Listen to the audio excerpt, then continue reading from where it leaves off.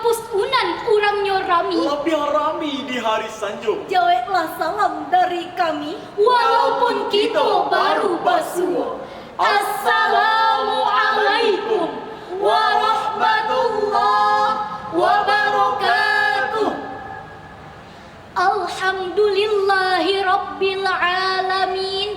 Wassalatu wassalamu ala sayyidina Muhammad wa ala alihi wa sahbihi ajma'in. Amma ba'du. Dewan Hakim yang kami hormati, hadirin kaum muslimin sebangsa dan setanah air yang berbahagia. Indonesia Corruption Watch mencatat pada semester 1 tahun 2020 terdapat 169 kasus korupsi yang terjadi di Indonesia, sehingga menyebabkan kerugian negara sebesar 18,1 triliun rupiah. Hal ini semakin diperparah dengan adanya pandemi yang tengah mengepung negeri. Banjir menggenang di desa dan di kota. Longsor meluluh lantakan daerah di Indonesia. Gempa mengguncang Sulawesi Barat. Erupsi mencuat dari Sinabung dan Semeru. Bahkan yang lebih menyedihkan lagi, hadirin, di tengah bencana yang terjadi, sampai hati seorang menteri korupsi dana bantuan sosial, oknum politisi malah sibuk memperkaya diri sendiri, manipulasi dan mengkhianati janji-janji. Pantas kalau bangsa Indonesia mengalami degradasi di segala lini akibat pemimpin yang jauh dari Al-Quran. Untuk itu, kepemimpinan ideal perspektif Al-Quran adalah judul syarahan yang akan kami sampaikan pada kesempatan ini. Sebagai rujukan, Al-Quran Surah Al-Ma'idah ayat 55. A'udzu billahi minasy syaithanir rajim.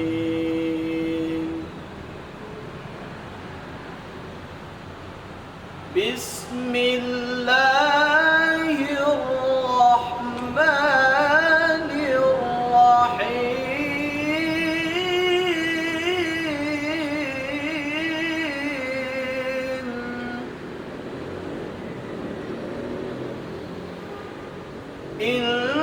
Innama waliyukumullahu wa rasuluhu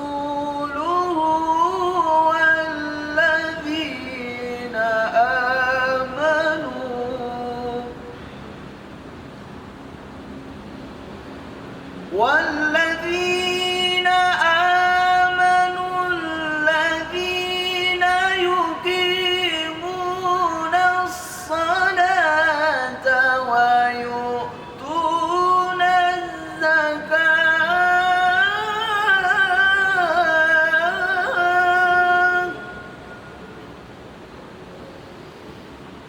alladzina yuqimuna as-salata wa yu'tuna az-zakata wa hum raki'un.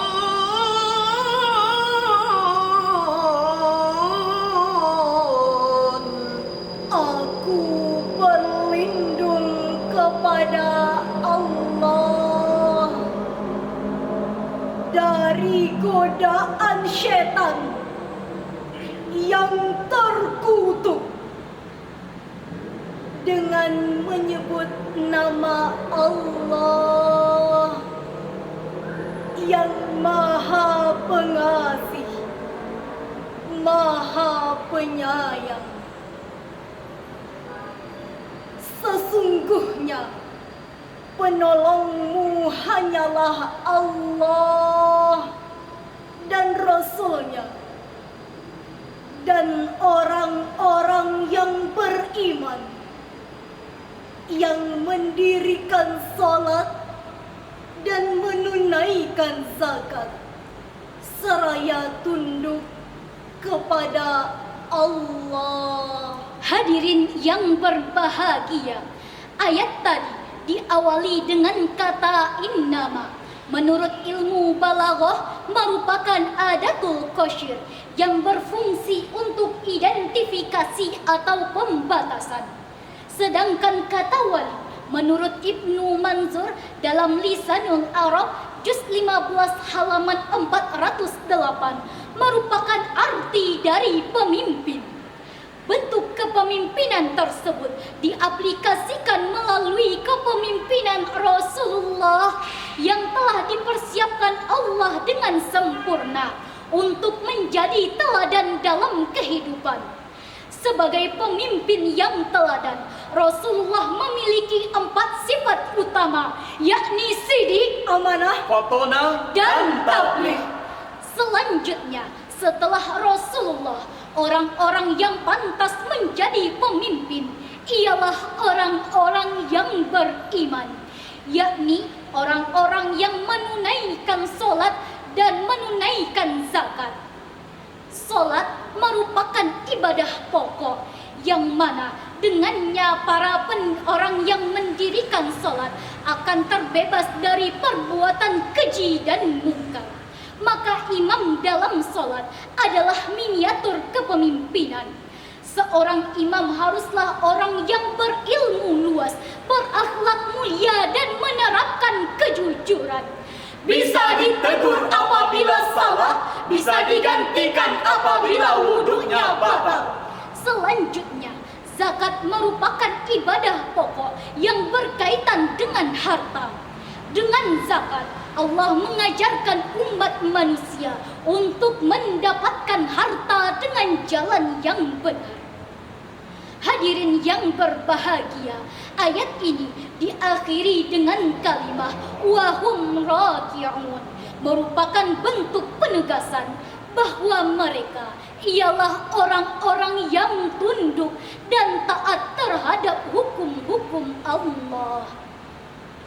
Lalu bagaimanakah dengan figur kepemimpinan bangsa kita saat ini? Alhamdulillah, masih banyak pemimpin bangsa yang dapat kita contoh dan tauladani dalam kehidupan. Namun hadirin, kita tidak bisa menutup mata dan telinga. Masih banyak pemimpin bangsa yang bukannya mengayomi, tapi malah mengintimidasi. Penguasa bukannya melindungi, tapi malah menyakiti. Pejabat bukannya melayani, tapi malah minta dilayani. Tidak mau dikritisi, apalagi sampai diganti. Pantas kalau pemimpin seperti ini bukannya dicintai, tapi malah dibenci setengah mati. Belum lagi sistem rekrutmen kepemimpinan di negeri ini yang membutuhkan biaya yang sangat besar. Sehingga pergantian kepemimpinan ibarat transaksi jual beli. Semakin besar modal yang dikeluarkan, maka semakin besar untung yang harus didapatkan.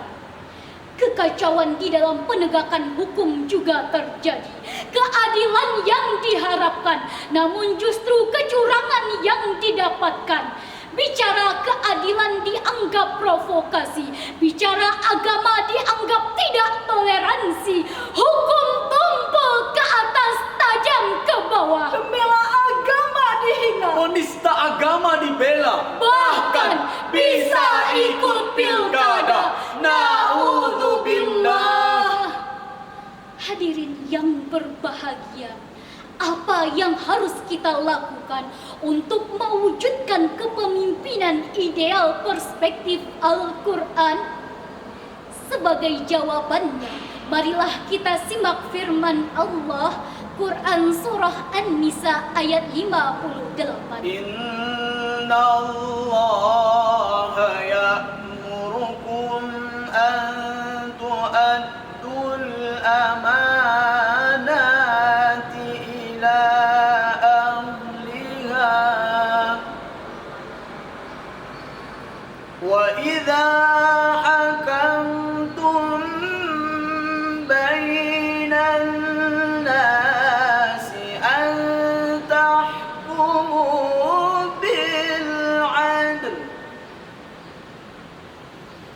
Inna Allah ni'ma ya'idukum bihi. Inna Allah kana sami'an basira. Inna Allah kana sami'an basira. Sadaqallahul azim. Sungguh Allah menyuruhmu menyampaikan amanah kepada yang berhak menerimanya. Dan apabila kamu menetapkan hukum di antara manusia, hendaknya kamu menetapkannya dengan adil. Sungguh Allah sebaik-baik yang memberi pengajaran kepadamu. Sungguh Allah Maha mendengar, Maha melihat. Maha benar Allah dengan segala firman-Nya.